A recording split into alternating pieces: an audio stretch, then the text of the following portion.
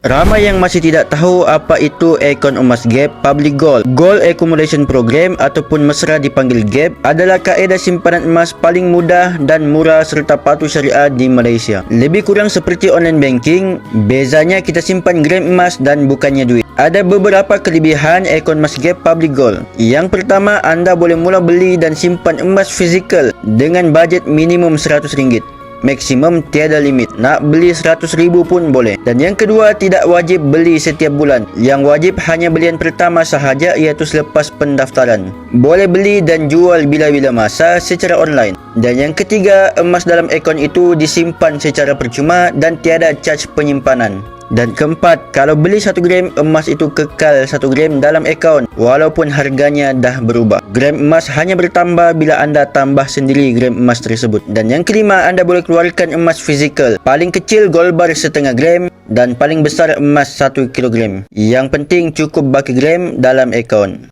Jadi dah faham kan? Boleh like video ini tanda tuan-puan faham. Bagi yang berminat nak mulakan simpanan emas di Akon Emas Gap Public Gold, pendaftarannya adalah percuma. Boleh klik link di bio ataupun rujuk pin video yang saya sediakan. Saya bantu sebaiknya.